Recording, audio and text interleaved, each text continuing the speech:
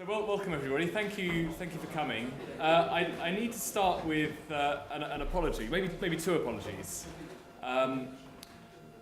Firstly, this and I don't know how many of you know me or know anything about me, but I'm very much associated with the Scala community, and for the first time I'm giving a talk to a Kotlin user group. So I don't know very much about Kotlin, and I'm going to rely on you to tell me when I'm saying things that don't make sense, or to correct me if I make a mistake. And I'm hoping to learn from you as much as you're going to learn from me.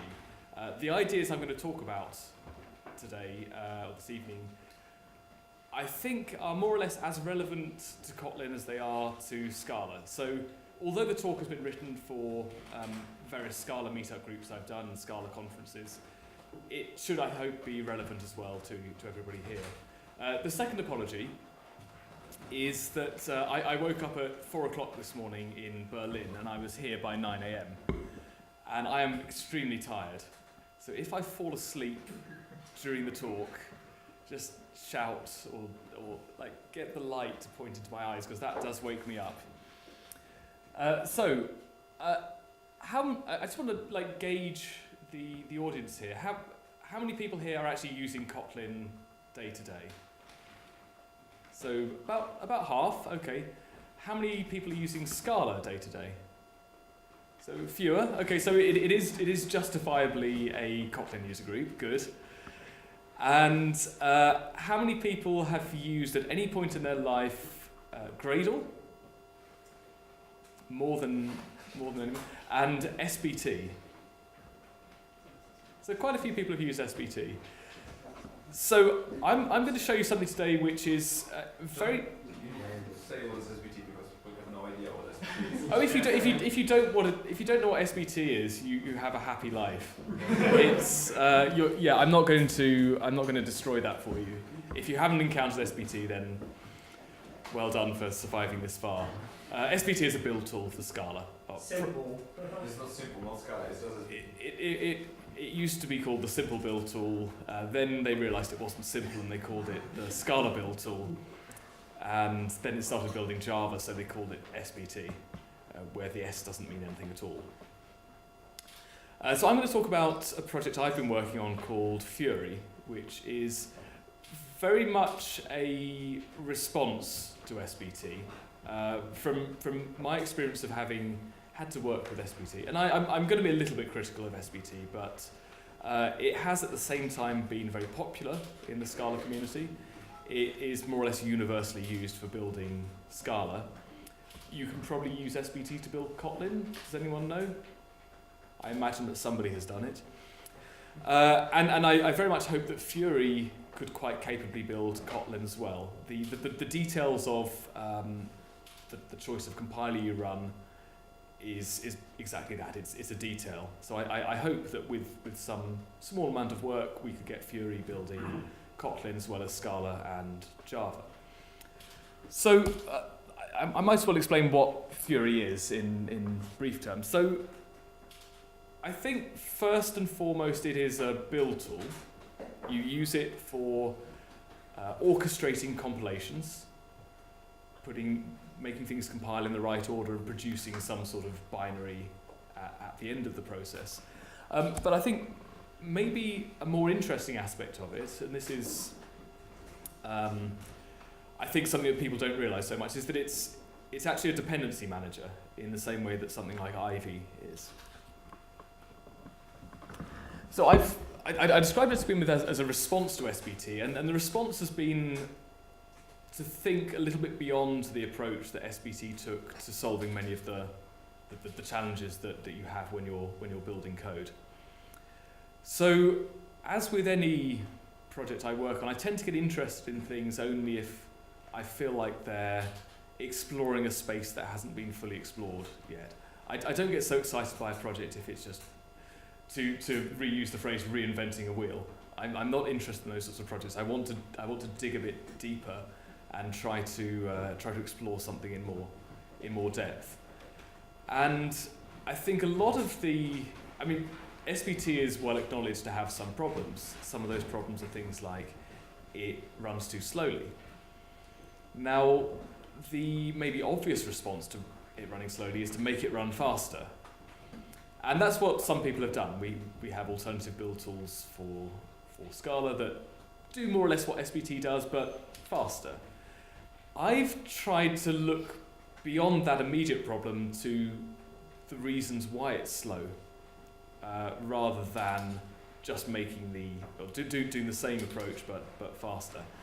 So one choice I made that was very different from most build tools is to represent the builds not as code, but as data. So I have an algebraic data type that represents my entire build. And you, as a user, you don't write code. We don't have code that needs to compile and run in order just to know what the build does. Question? So it's just like Maven?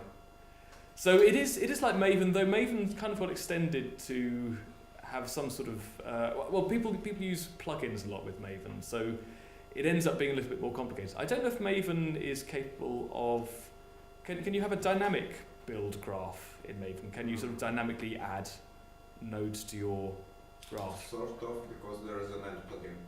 Right, so it does have the ability to sort of mutate the graph as the graph is being evaluated. What I wanted to do is keep that graph static and understood and easy to analyze and fast by having a simple or relatively simple data representation of the model.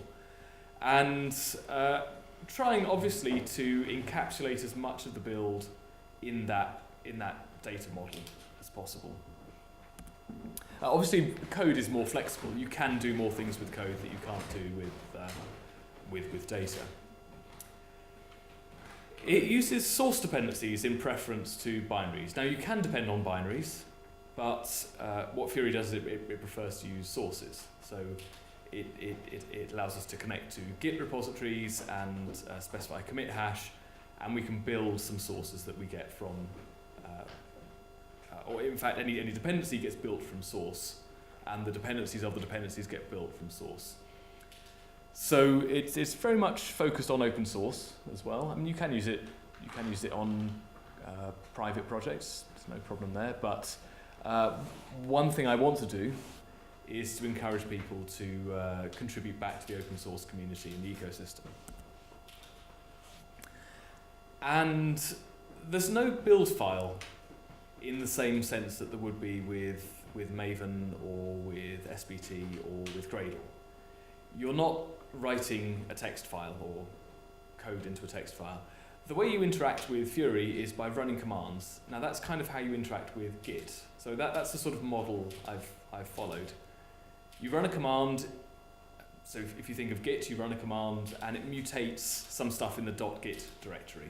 You don't really need to look in the .git directory most of the time to work out what's going on. You just run the commands that either change something in there, or they give you some information back from interpreting that information that's defined in the Git directory. So Fury is the same. It does have a file, but the file is not really intended to be human readable or writable. You can write it, you can read it manually, but the main interaction is through a command. By the way, any questions so far? If not, I'll just keep going. So I'll talk a little bit more about each of these 3 points. As much as possible, all of the details of the build are stored in this data format. And by choosing a format that is not Turing complete, that doesn't have the ability to what was the question? Okay, yeah, by choosing a format that's not Turing complete, we don't even have the possibility of there's no possibility of doing recursion or anything complicated that might take a while to evaluate. We have all the information about the build immediately and instantaneously, so it has no option but to be fast. We don't need to compile, we don't need to run. Now with SBT, one reason it's so slow is that we're compiling code and then we're running it. And then when we've compiled it and we've run it, assuming all the compile errors, or there are no compile errors and there's no runtime errors. Once we've done that, we can actually use the graph. Now with Fury, you don't have to go through those two steps. The graph is right there. So simple, fast, and easy to analyze, and that's very important. We choose source dependencies because I think there's kind of a problem with using Maven Central. Does Kotlin use Maven for distributing binaries? Is that a possibility?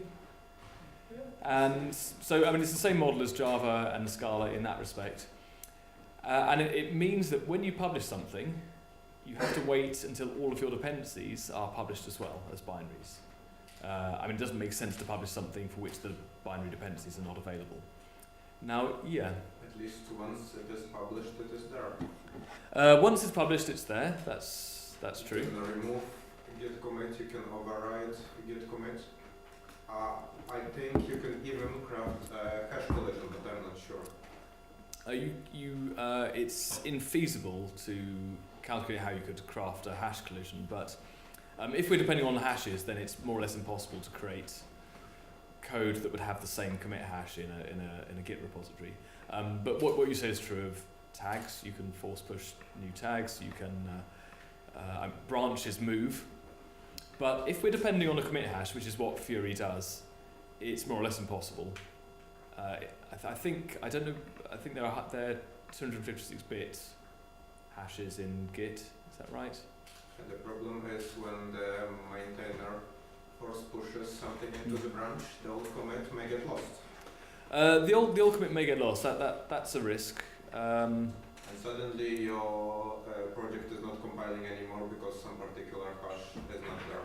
Yeah. So if you are using source dependencies, then you want to only trust a project that you believe is not going to be destroyed or sabotaged by the author, or you want to fork it locally if you want to trust it. So those things apply as they do with using Git in general. Maven Central is unstable, but recent example of our work when the Eclipse repository was down for an amount of time. So the only thing to be sure is you have to mirror the repositories that you are using. And with the source dependencies, it's like way easier. Because you can just fork the repository of GitHub or... Yeah, I mean, there's also risks like maybe Microsoft decides it doesn't want to keep maintaining GitHub and it closes it down. But Git is open source. There's yes. GitLab and other stuff. You can move the project to GitLab or Google Cloud or Bitbucket or somewhere. If you had the source at some point, then you can store a copy of it. Now, there's maintainability questions, but generally speaking, if you have a Git commit, that will always refer to the same exact code. If it builds at the time you published it, then it will build in the future. And if you want to be very careful, you can take a fork to be certain that it's not going to go away. With Maven Central publishing binaries, we have to wait for all our dependencies to publish, and everyone who depends on us has to wait for us to publish our project. Now, what this seems to cause, at least in the Scala community, and every 2.5 years, a new version of Scala is released, and we go through this process of a few key dependencies publishing, and then everything that depends on them publishes, and then everything downstream slowly, step by step, publishes. And if you have a project that is somewhere deep in this tree, it can actually take a matter of months from the Scala release coming out to your project being able to release. And that's very, very slow. I think in programming terms, waiting months for something to publish. And the reason is that it depends on the project maintainer to push the button well, at least first of all fix the code if necessary, but then push the button to publish. Now with Scala, a lot of projects depend on a project called Scala.js, which will compile Scala to JavaScript. almost every project in this, or every commonly used project uses Scala.js. Now, Scala.js was a PhD student's project, and the PhD student, Sebastian Duren, would have to make sure, because everybody depended on him, he would make sure that he was available in the hours after a release of Scala to publish Scala.js as fast as possible, because if he didn't do that, nobody else in the ecosystem could publish. And then Bill Venners, who is a software developer in California, he has a test framework called Scala Test. He has to make sure that that gets published as soon as possible after Scala.js, because if that doesn't happen, nobody can publish their projects, which all depend on his test framework. So what he does is he pays somebody. So he's an open source developer. He devotes his time to writing open source software, but he's having to spend money to pay somebody to be around at the right time to do the publishing. So we're in a probably multi-billion-dollar industry. If you think of JVM languages as a whole, it's a multi-billion-dollar industry. And at least the Scala portion of that is depending on one PhD student to not hold everybody up. And this seems just a little bit ridiculous to me. And we're putting a burden on some generous open source developers to devote their time to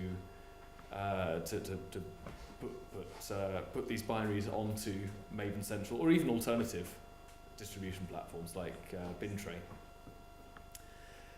So, I think this is a problem. I think that having such a need to depend on so few people, so few key members, any one of which, any one person in that chain can prevent a library being published.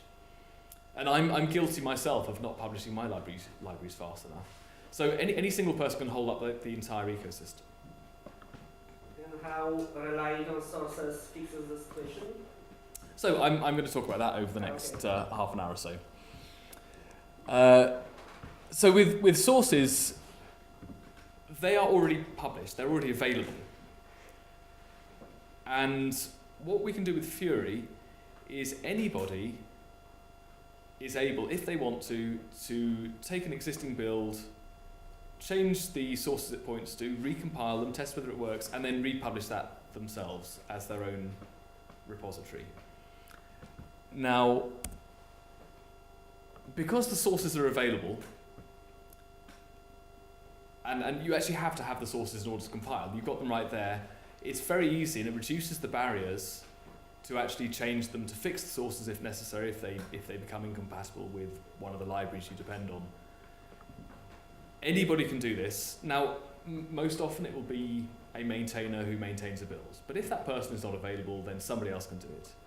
They can then create a pull request to the build to fix it.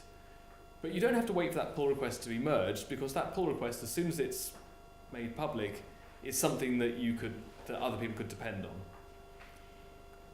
Now, maybe you would still like to depend only on stuff that's been fully merged into the mainstream repository, but at least we have the option of hacking away at this until it works, and then contributing those hacks back. Although I shouldn't call them hacks, because it's just genuine development work. Contributing them back to the original projects or the original builds, and saving the author the trouble of maintaining everything themselves. So potentially we could move a lot faster. The ecosystem could become a lot more fluid, and we wouldn't have to wait months or rely on so few key people to make the changes. We do have another advantage, which is that when you compile things from source, and your source class path is the same as your runtime class path, there's no risk that you get a linking error at runtime. So if I have an error, I want it to happen at compile time. Does everyone agree that that's a good idea? Yeah. Runtime errors, compile time errors. Yeah. So we prefer the errors at compile time. And linking errors can occur when you compile something to a binary, and then you sort of send that binary onto the web server, and you download it at a different time with a different context, a different class path, and suddenly it doesn't link. So something that Maven does, and SBT does, is if you depend on if you have two different libraries which depend on different versions of the same library,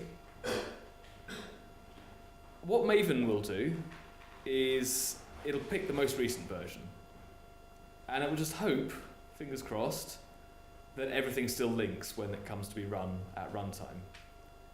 Now we have no real checks. There aren't checks done that the API in version 1 and version 2 are the same. We have semantic versioning that people try hard to stick to, but it's not reliable. There's no technical checks. It's more trusting the author to be careful and increment the numbers as necessary. But if the compiler class path is never separated from the runtime class path, then we never have the risk that these two will become out of sync, and the compiler is checking at every stage that things will that things will link. But is there a way to resolve version conflict? So Yeah, I'll and SPT, there are ways to shadow jars so that one Yeah. part of the project is compiled with one version. Yeah, I'll come on to that later, because that's going to be an important thing. At the moment, what Fury does is it will tell you that there is a version mismatch, and that means you have to resolve it somehow. But I'll talk about that later. And then finally, the third point I wanted to talk about was the command line interface. So we interact with commands, and typically running a command will mutate a file that contains a representation of the build. And I said before that this is a lot like Git, but actually Git itself is used to track changes in that build file. So the file is a more or less text-based format. It's not binary data, and we can use Git to track that. That'll happen automatically behind the scenes when you use Fury. I've also tried to make the output. This might seem like a kind of trivial point, that the output is colourful and beautiful and nice, but when you're looking at the output from Fury, you'll see a lot of different kinds of entities. You'll see projects, modules, schemas, repositories, and these all have names and identifiers that we'll use. But if you're learning at all and you see an identifier, you don't necessarily know, especially if you're not so familiar with it as I am, you don't necessarily know what that's referring to. So repositories always have the same colour, schemas have the same colour, projects have the same colour, modules have the same colour. This is trying as hard as it can to give you the visual hints, with apologies to people who have colour blindness, but as much as possible giving you the hints to be able to read the output as easily as possible. And probably my favourite interactive feature is that you have tab completion, and I use this extensively with commands like Git, and I wanted to implement the same sort of clever functionality with tab completion. So one thing you can do with Fury is most parameters you provide will offer completions, and the completions will often be context aware. So, by the way, I know I haven't defined projects, modules, schemas, or other entity types yet, but I will come to that later. Hopefully you'll get sort of a vague idea, but if you specify a project on the command line as a parameter, and then you come to specify a module, modules are part of projects, the options for the module will be the subset that are relevant for that project. So the tab completion you get won't show you things that don't make sense, it'll restrict the set of possibilities. So it will be smart about the completions you get. So I'm talking a little bit abstractly about this tool, which you haven't seen in usage yet. So what is it like to use? Well, we run commands like this. If we want to add a new project, we just say Fury project add.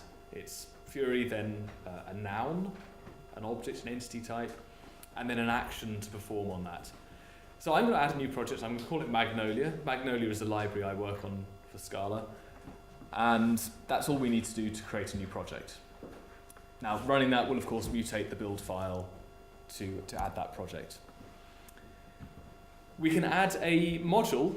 Let's call it core. Names are always given with a -n.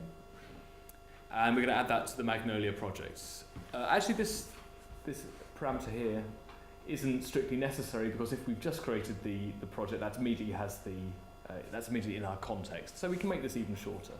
But just for clarity, I'm including the project specified there as well. If in the process of building Magnolia we need to depend on some sources, which seems quite likely, we need to specify where they're going to come from. So I'm going to add a repository. This is a link to some external sources, and I'm going to use the shorthand to add this repository. This is GitHub. We don't need to write git@github.com. Just do gh and it'll expand automatically. The prepensive, which is my account organization, and the Magnolia project. And we're going to give that the name Magnolia. Again, this is actually optional because it can work out that the most sensible thing to call this is Magnolia, but I've specified it just in case.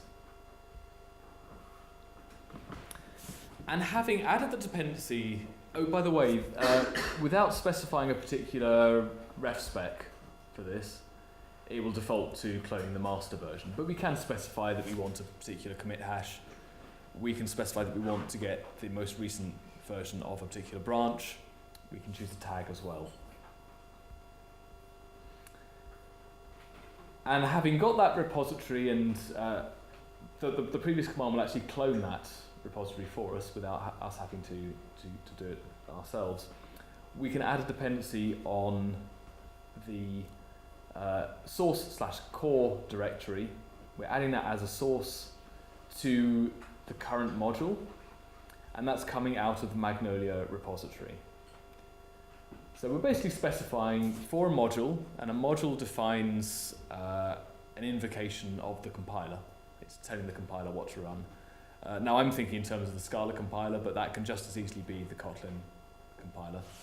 And it says go and find the sources here in this repository we've just defined called Magnolia.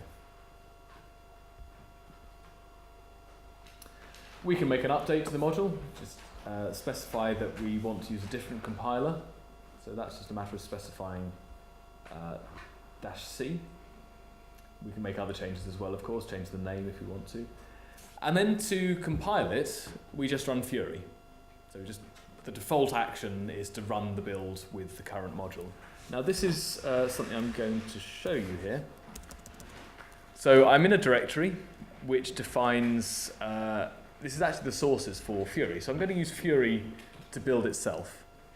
So if I just run Fury like this, hopefully this will show us a build graph. These lines all indicate the relationships between the different modules. The ones with green asterisks are now completed. Those have been compiled.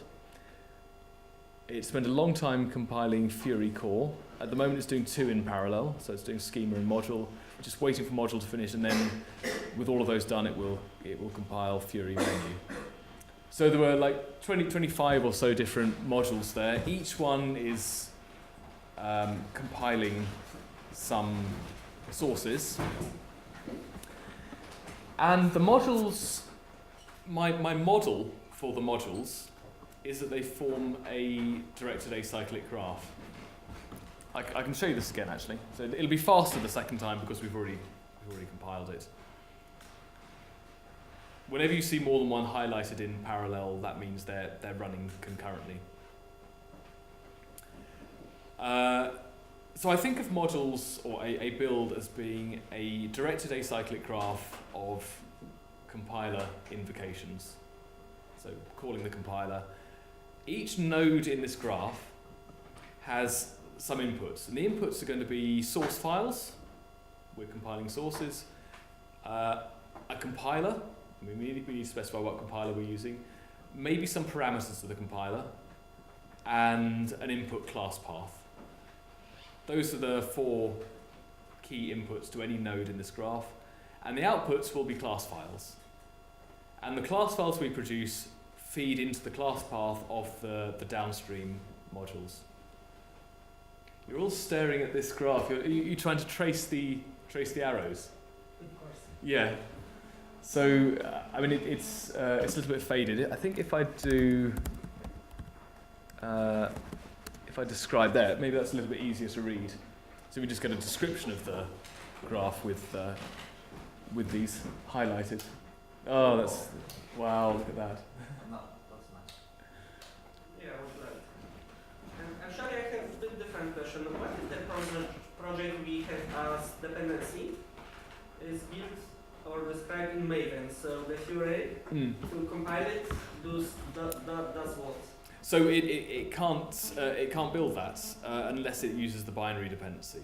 So you can use Maven, you can publish the binary, and you can tell Fury to depend on a binary, but you lose the benefits of working with sources. Okay, Some of the benefits. So in order for project to be properly handled by Fury, you must just publish a Fury build script alongside with your project. It has to be. Yeah, don't say script. It's data. Yeah, But yeah. It has to be Fury all the way down, or binaries. Okay.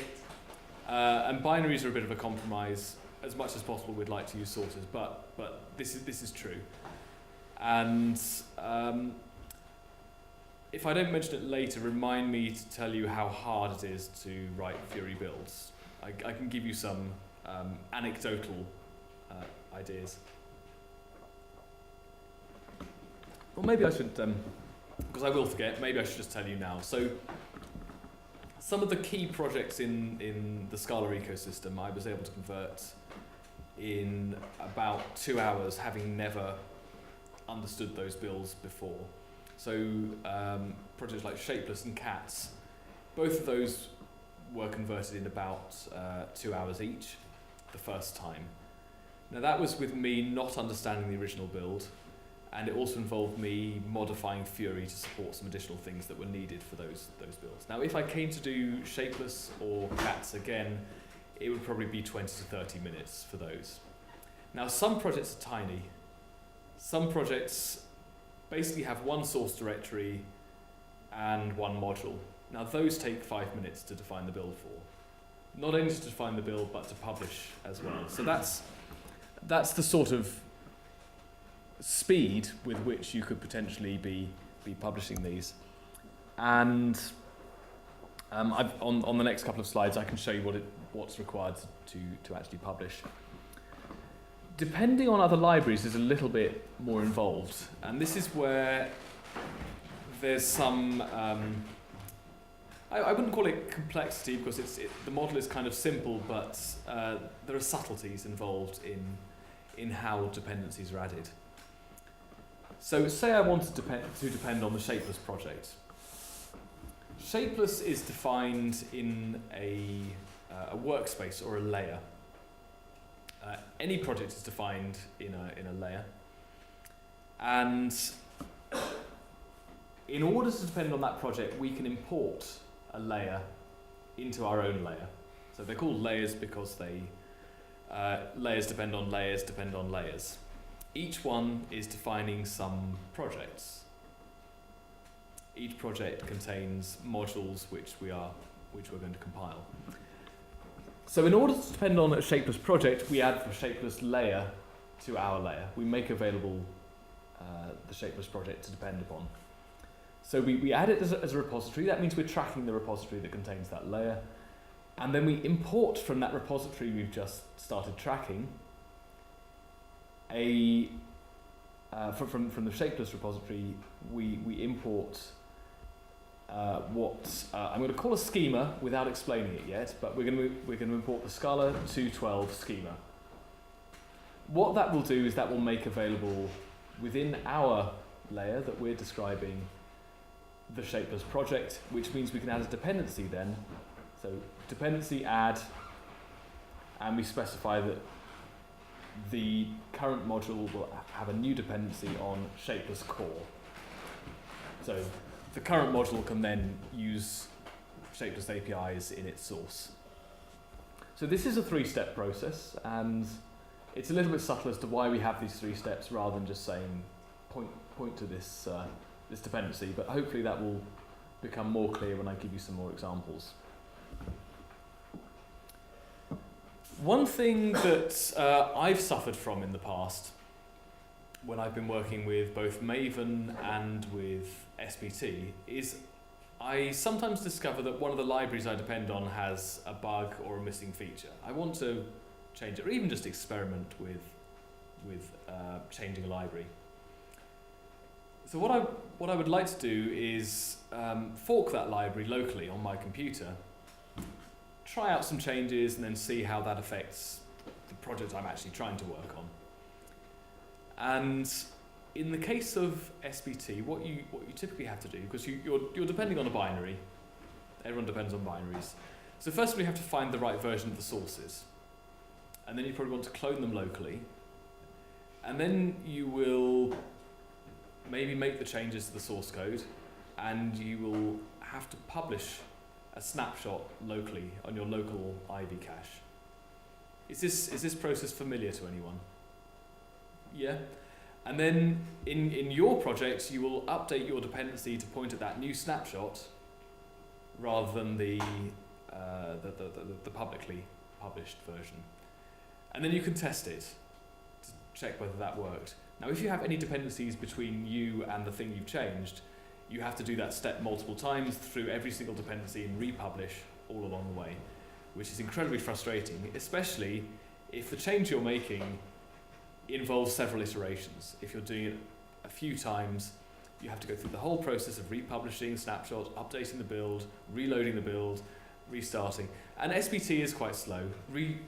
Reloading the build takes several seconds, and it's quite painful. With Fury, because it already knows what sources we have, what sources we're using to build, we can run a single command, and we can fork any of the repositories we are depending upon into a local directory on our hard disk, and effectively we bring them into our own control then. We can modify those. We can file watch on that directory in the same way that we file watch on our own files, and any change we make will trigger a new compilation. And we can edit that alternative project just as easily as we were editing our own project. There's no friction as we have to republish along the way. That, I think, is a huge benefit, which you'll appreciate if you've had to do it the Maven and SBT way. I don't know if that applies so much to Kotlin. Has anyone had this issue with Kotlin? No. It's the same. Yeah. It's more or less the same process. Like the build tool is, if you are depending on the binary, Find the repository, find the sources, find the commit, find the tag, try to publish it locally, and with SBT it's quite easier because you can publish it locally like that, to Gradle, to tag with that.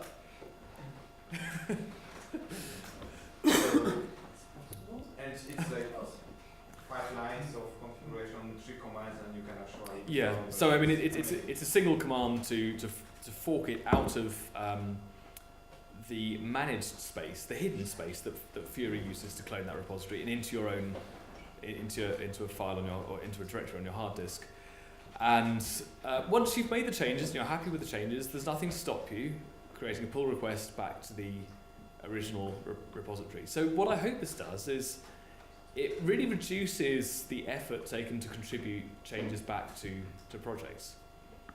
Now this could result in a whole series of very frequent pull requests being opened on lots of projects, but that's sort of not my problem. I'm helping, I hope, to make the ecosystem more fluid and get changes into projects more easily. And then to publish a build that we've defined, we've run these commands, we've mutated the build file with Fury several times. We probably want to share that layer with other people. And we do this by calling Fury layer publish. We give it a tag. And remember I said at the beginning it's all inside a Git repository. as long as we've set the remote on that Git repository, publishing will push that to the remote Git repository. So it's a one-liner. It takes a couple of seconds, and there's nothing more to do before other people can depend on this and import your layer which defines your projects. They can import that into their own layer, which makes your projects available to them to use. And this publish is done in source repository of your project, yes? Not necessarily. So it's a good question. So I may be defining a project that has a build file that's in the same repository. That's one way of working, because I'm the project owner and I'm also planning on maintaining it. But I might also want to publish a build for Shapeless or Spire or Cats, because I probably can't persuade the authors of those libraries, the maintainers of those libraries, to suddenly drop the tools they're happy with and start adopting my tools. So I don't really intend to do that. But what I can do is I can define a new repository that is the build for Shapeless or the build for Spire or Cats. I can add a repository link to their repository, so Fury repo add, and then refer to the source repository, and to refer to an exact commit hash of their repository. I can do that, and then anyone who depends on that layer I've just described or defined with the project defined in there, anyone who depends on that will automatically get their repository cloned, and they will. It means the build is separated from the sources and can evolve independently. And it means anybody can publish a build for any project. You don't have to wait for the project maintainer to do it. But it have a risk that somebody can publish some random builds which can be compromised or something. Yeah, but anybody can fork a project and do the same thing. This is not a new. It's a social problem, and I think this should evolve structures or directories or tools for managing that. But this isn't really a new problem. And if you're depending on a source, some sources, you will probably look a little bit more carefully if the thing you're depending on is a fork of the original rather than the original. You're tempted probably to trust the original more than a fork, but there are ways of doing that. You can check the credibility of the author, the person who's forked it. If it's someone you've interacted with, then you can make a judgment. But it does delegate the task of deciding whether you trust someone or trust some source code to the person who makes the decision, rather than delegating that job to Maven Central or an equivalent service. So yes, in our industry we do have the challenge that we need to be aware of this. And someone already mentioned NPM had some recent compromise that is not too different from this sort of thing. I think we still need to develop the social structures around that, around the trust. But essentially, I'm not doing anything that's materially different from what is possible at the moment. And second question, does during the compiling you are also running the test of the subsequent projects or just compiling? Potentially, you could, yeah. I'll try to remember to talk about tests a bit later. It'll make a bit more sense further on in the presentation. So I'd like to just very quickly go through some of the concepts, because I've mentioned the names of things like layers and modules and projects without really defining them. So a layer is a collection of projects that are distributed together, distributed in the same bundle, if you like. And each project, and the concept of a project is probably very much in line with your existing idea of what a project is. Each project has a name, like a familiar name that we use to describe it. It typically has a license. It will probably correspond to a GitHub or a Git repository somewhere. It might have more than one repository, but typically it'll be one. So that's what a project is. And then inside a project are several modules. And each module is basically a definition for how to run one instance of the compiler, whichever compiler that might be. So each module is this thing with the 4 inputs, the compiler, the sources, the class path, and the parameters that produces new class files at the end. That is the definition of a module. And the modules are what we compose into a DAG, a directed acyclic graph. And what are the supported compilers? So right now, Scala and most recent versions of Scala and Java. And there are almost supported, but not quite, I need to do a little bit more work, the variants of the Scala compiler that will compile Scala to JavaScript and to LLVM. And Kotlin is not yet supported, but I think I have all the information I need, but maybe not the experience, to orchestrate running the Kotlin compiler instead of running Java or Scala. And Kotlin is, I haven't checked, but I think it's undoubtedly faster than Scala. So it should be pretty quick to run Kotlin in the same way that we do with Scala.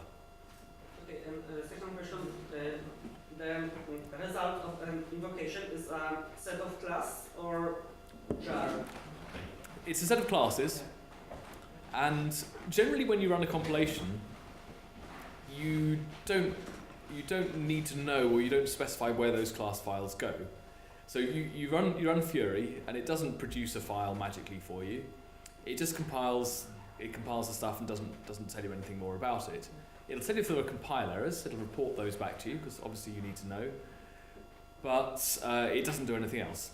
If you want to actually have the binary and do something with it, you have to save it out of Fury. Now all that does is it takes the class files, zips them up into a jar file, adds a manifest, and does a few other things, and then you specify where you want that file to go. So most compilations, most times you run the compiler, all you want to know is what the errors are. You don't actually need that binary. What about more advanced packaging, like jar packaging resources, web archives, and so on?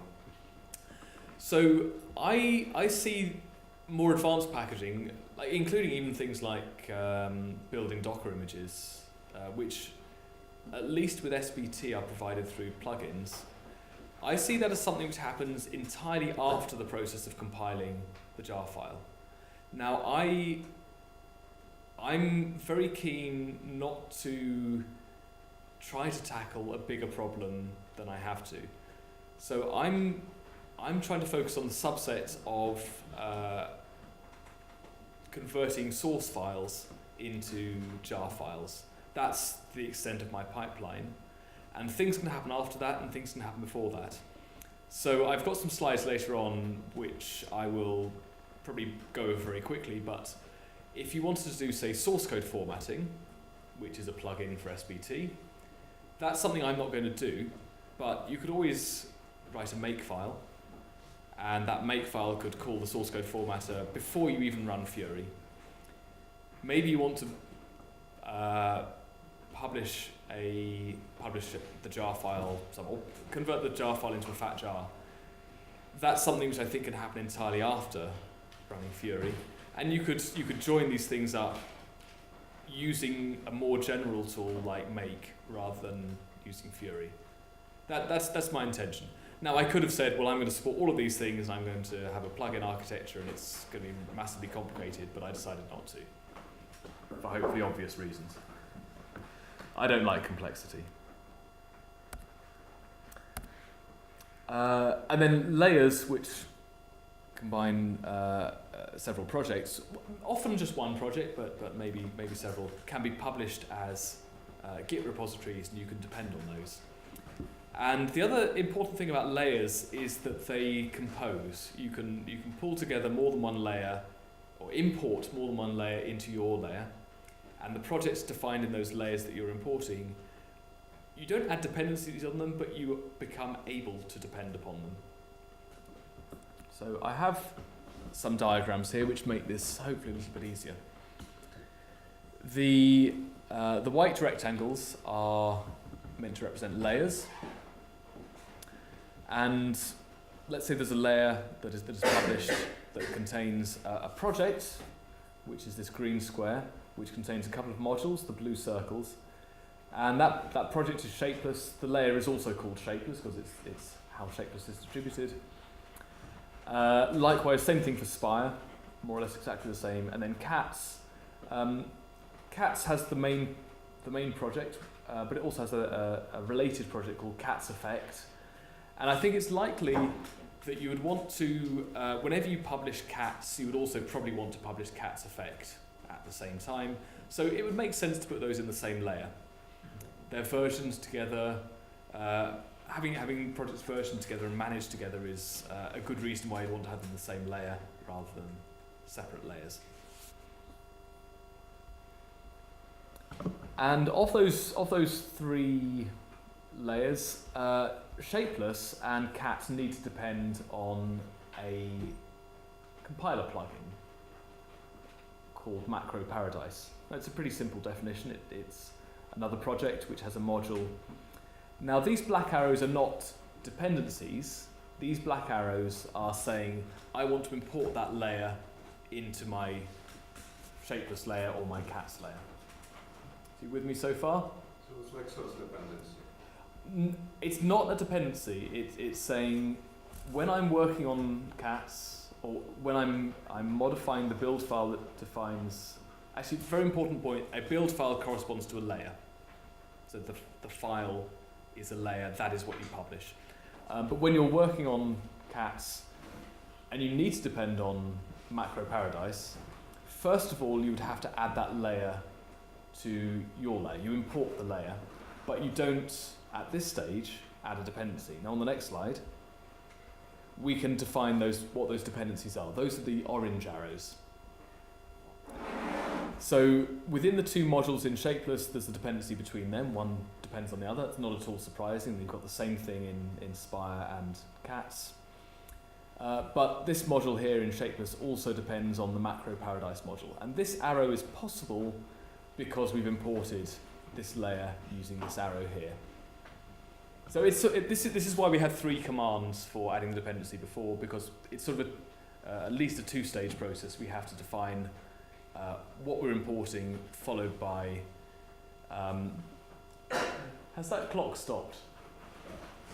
Yes. Yes. It's about 8.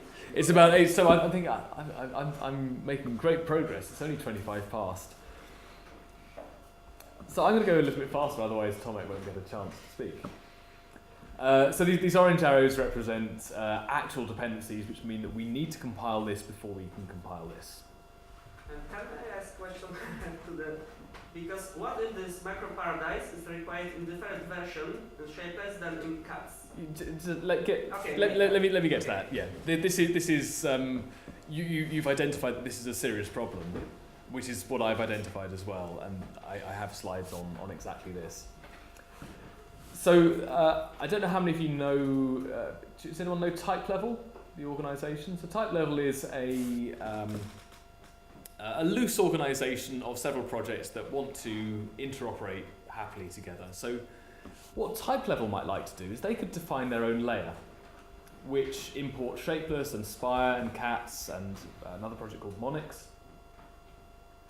It doesn't actually define in that layer any of its own projects, but brings together or curates these other projects and then republishes that layer as just an easy way of getting access to all of those.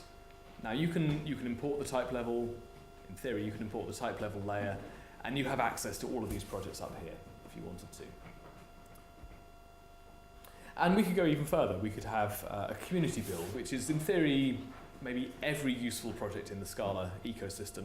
If someone or several people are willing to work on maintaining that.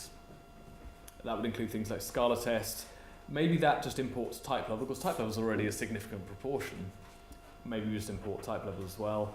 And then in our project, our layer, we're defining a couple of projects here with modules.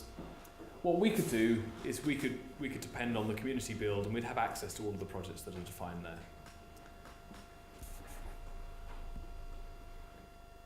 So I will very quickly talk about schemas, because I'm like, it says I'm halfway through and I haven't got time, or none of us have time for me to go. The schemas are a little bit like alien to the Kotlin community, because like Kotlin is quite good in keeping binary compatibility backwards. Right, okay, so this is maybe more relevant to Scala. I will very quickly skip over these then, but schemas are a way of doing cross-compilation for some variant of your build. Now in Scala that will frequently be depending on a different version of the compiler. Different compilers, different major versions of the compiler have binary incompatibilities and source incompatibilities as well. And you might want to maintain different variants of the same build, more or less the same build, but with subtle differences. So a schema is actually there's other things like targeting Scala.js or Scala native with LLVM. Or maybe more relevant to Kotlin is if we're targeting different versions of the same library. This is binary and or source incompatibility is something you still must experience at some point. Or even if you have the same library that is targeting different other libraries. So maybe you've got different backends effectively for the same thing. That's all possible with schemas. And the way they work is they effectively take an entire copy of the layer. So everything you can describe and define in a layer gets copied, and then you can tweak it. You can say that, well, I'm going to use a slightly different commit hash of this dependent repository. Or I'm going to add a new dependency on this additional project because I need that just for this variant. Maybe you can make significant changes, maybe there'll be quite subtle changes, but it's an entire copy, so you can actually change anything. I didn't want to say, well, the only thing anyone would want to change is the compiler, so I'll just provide a special tweak for that. It's an entire copy. Which might lead you to ask, why would you want to have schemas? Why not just create multiple new layers? Why have two concepts when one would do? The reason is that the tool, Fury, is designed to make it easy to manage several schemas in parallel at the same time. Because the majority of things defined in a schema will be identical across all of them. Like the project structure, probably the dependencies between your modules will always be the same. It'll be subtle differences like choices of commit hash or choices of compiler, or maybe some additional source directories or removing some source directories. And the tool by default will change all of them in parallel. It'll change everything, all of the schemas. But if you want to tweak it, you can specify with an extra parameter, -s for the schema. You can say, I just want to change this one schema. And also the nice thing is, because we're using a data format, we can run a command that will give us a diff between any two schemas. We can say, show me all the differences, and straight away it'll list everything that's different between them. So this is the same diagram we saw before. This is a little bit of a lie, because the imports actually specify the schema that we import. And the name of the schema can be anything you like. But typically you'd want to be descriptive in what that schema represents. Now maybe type level has a latest schema, so the community build will depend on the latest type level, but this is the type level for Scala 2.12, type level layer. So maybe Monix, Cats, Spire and Shapeless all define a Scala 2.12 schema. Maybe they define a Scala 2.11 schema as well, which hopefully is being maintained. And if we have something like Macro Paradise, which is a compiler plugin which depends on not just the major version of the compiler, but actually very fine-grained details of the minor version, we need to actually maintain different versions for every, or subtly different versions probably, for every different minor version. So macro paradise, perhaps, in fact, let's look at this more closely. Cats and shapeless, let's assume that shapeless depends on the 2.12.4 schema of macro paradise, and cats depends on the 2.12.7 schema. Now this is, the curves here make it a little bit more subtle, but this is diamond dependencies going on. In our project down here, I don't know what workspace or project this was meant to be, but we've got a module here that wants to depend on macro paradise, and the question is which version of macro paradise, the macro paradise module, does it get? And the answer is it's a conflict. Fury will say this is not resolved, you need to go and resolve this problem. Any subtle difference, however small, if the definition of the build if the definition of the project up here is different, Fury will force you to resolve that conflict. But sorry, this is direct dependency from your down project to the micro paradise, or dependency transparency through cats or shapeless? Well, when you define the dependency here, you say I depend on macro paradise / plugin. You depend on a module by name, and the way Fury identifies a conflict is if there's not a unique resolution of the project name. So if macro paradise does not resolve to a unique definition, and when I say not unique, I mean there are two different routes that go to different versions. Now it might be that two different routes go to the same version. Maybe it's imported separately, but maybe it just happens to be identical, and it can identify that it is identical. That's fine. That's not a problem. But if it identifies that this project is different depending on which route you go through here, that's a conflict. And you have to say, well, I'm going to specify at this node here, or in this layer, that I want the 2.12.7 version. And essentially what you do is you run a command which copies the definition from here into here, and by virtue of the macro paradise project being defined or redefined here, that will shadow both of the versions here, and it will make the version that you define here the one that's used for compiling both cats and for compiling shapeless. Now maybe that works when you run the compiler, maybe it doesn't, but we're at least checking it with the compiler to see. Now in a happy world, that compiles fine, the sources are compatible, the tests pass, and everything is good. We can move on, we've resolved the conflict. Worst case scenario is the compiler comes up with some errors, and in those cases we've got a couple of options. We can fork shapeless and fix the code so that it points to these, so that it works with the newer version. That's one possibility. We can fork cats. We could maybe even fork macro paradise and tweak the API so that it actually accommodates being called from with two different variants of the API. We could add back in methods that got deleted, for example.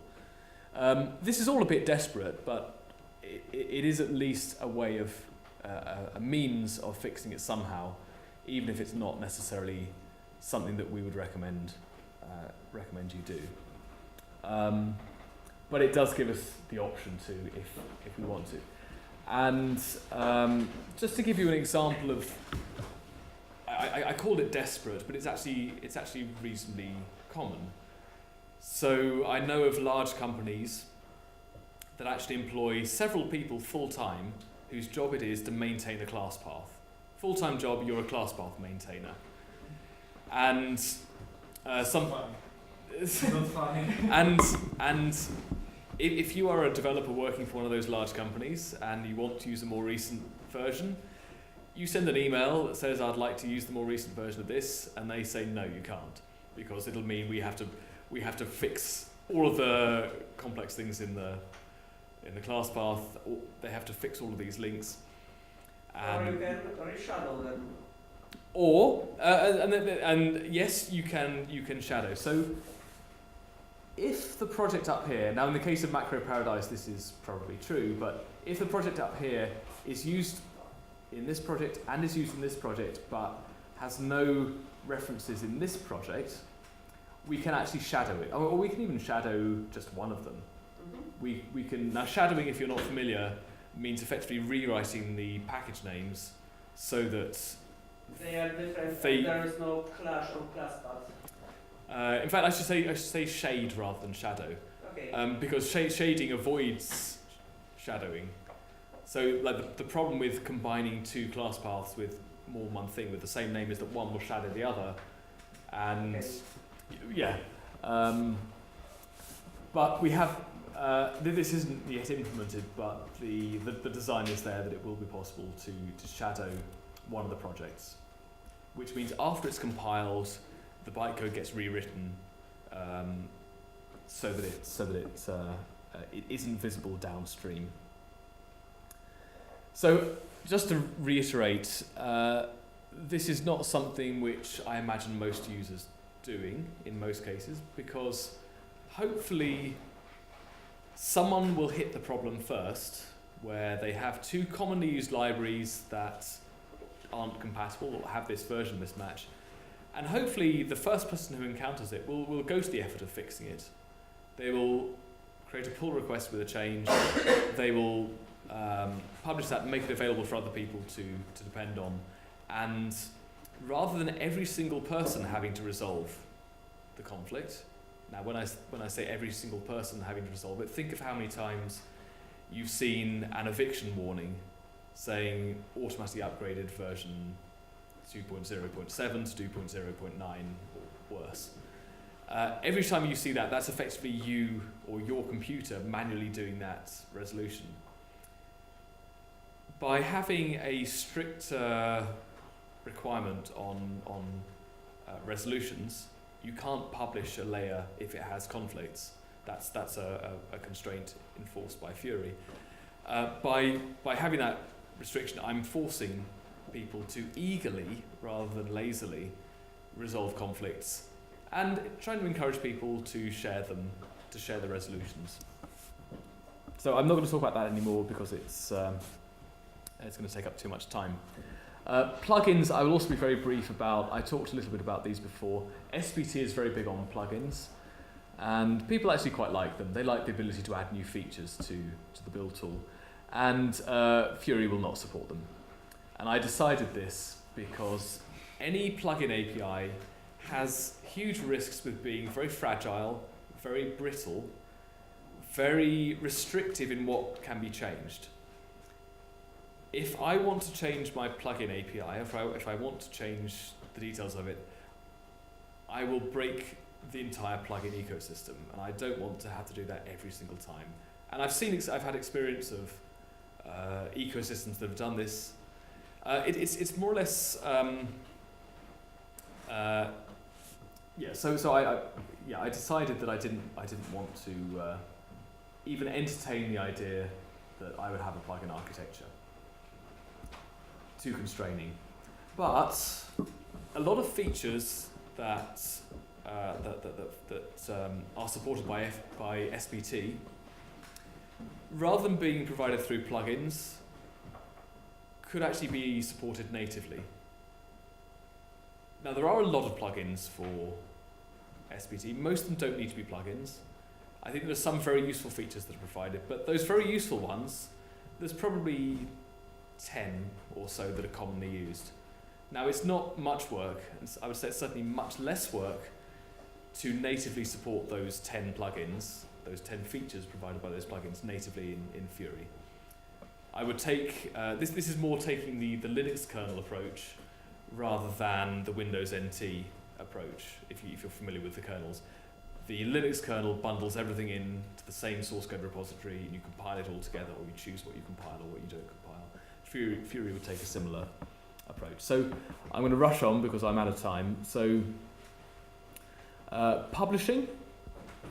I think I talked about this probably enough already, so we'll skip over these.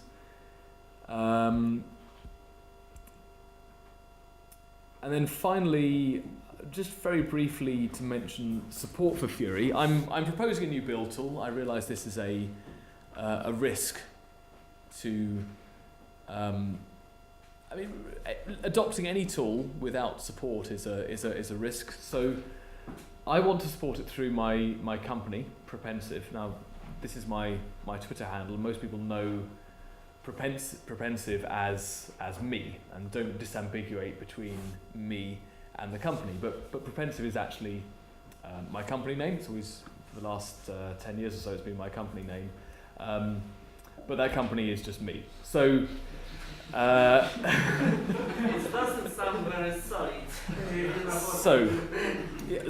So this is the point. And what my company does is I provide training in Scala. I run a conference in the UK every year, apart from this year. And I develop open source software. And of these three things I've listed up here, the days I do training, I earn quite a lot of money. The Scala world breaks even. Doesn't make any money, doesn't lose any money. It's the best Scala conference in the world. Yeah, but it's not profitable. But it doesn't make a loss. So that one breaks even. And developing open source software earns me nothing at all and is a huge drain on my resources. So these are the three things I do. And they sort of balance each other out, and I enjoy all of them a lot. But the open source software work is taking a lot of it's a huge cost to my business. So as a small, I'm a UK-based business, but I was actually registered in Estonia. These slides are from yesterday. It was registered yesterday in Estonia.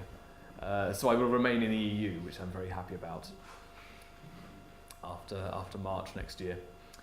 And I'm aware that adopting a build tool requires some sort of commitment, and I want to give you confidence that it's safe to do that. So I've been working from today actually with Virtus Lab, who are hosting the meetup tonight, and I'm immensely grateful for having them become involved in the development of Fury, to give me a small team to work with, to help me provide the support I need to make Fury successful. So this is exciting for me. This is enormously exciting. And I hope that one of the things on the top of the list for Virtus will be that we can add Kotlin support. So this is something I'm very hopeful about. So you probably know a little bit about Virtus, one of the biggest software company, the biggest software company in Krakow. The best, not the biggest. Right. Yes. It's all about quality, not. There's IBM in Krakow. Yeah, but it's IBM. Over like 1,000. IBM aren't supporting Fury. Huge experience in tooling. You should all, especially if you're living here, you should come to the Scala Sphere conference in October next year. And I'm gonna hand over this to-do list to Krzyszek later this week. I want support for Windows in Fury. Not well. I don't care about Windows. That's why I don't want to do this task. But other people do care about Windows. Business care about Windows. Businesses care about Windows, and Business not compile. yeah. Profiling, performance. I mean, this is a to-do list, and we'll talk about it. A lot of integration testing. This one is important. I think export to SBT, and this is important for giving confidence in Fury.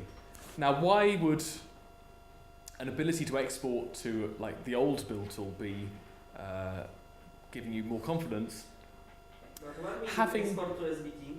Or also Gradle. It's like yeah. SBT as a placeholder for your current. Yes, yeah.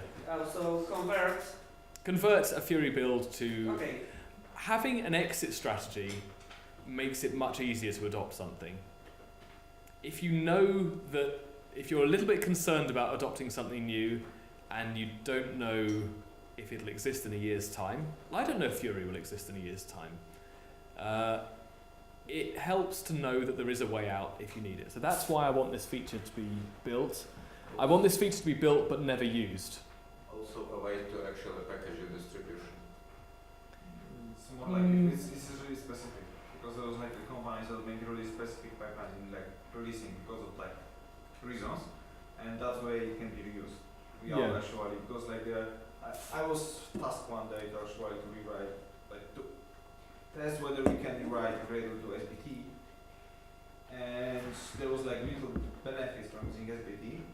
There was some benefits, yeah. But the actual amount of work is to do that for like few hundred projects inside the Gradle group was like nowhere worth it and do it better. So yeah, Yeah. So I'm just wrapping up because I'm over time now. But there's a few other things on this list. I also have several other libraries for Scala. Probably if you're using Kotlin, you won't care too much about these, but doing various things, and I've forgotten to close the parenthesis there. Oh no, there's more. These are all these are some other libraries I've written, and they all have long Greco-Latin names, and I like naming stuff. Naming stuff is hard, but I like doing it. I have a lot of fun. Which one is for printing this nice dependency graph? Well, I'm going to fork that out into a new project, but I need to think of a name first. Okay. But I'm working on it. Does guillotine depends on totalitarian? So guillotine is for executing stuff. Totalitarian, like there is a reason behind the names. It's not completely random. Like Mercator, you know, there's the map projection is for flat mapping. Like it's a flat, get it right? Eucalyptus is for logging, like trees, logs. Escritoire, you maybe don't know this word. It's not even used in English commonly. Is a writing table which prints out nice tables. It writes tables. It's for writing tables. Yeah. Anyway, exoskeleton is like a shell. Anyway, like I like naming stuff, and I had a lot of fun there. So my to-do list. This probably isn't so relevant. Look, I've even included Kotlin in the slide.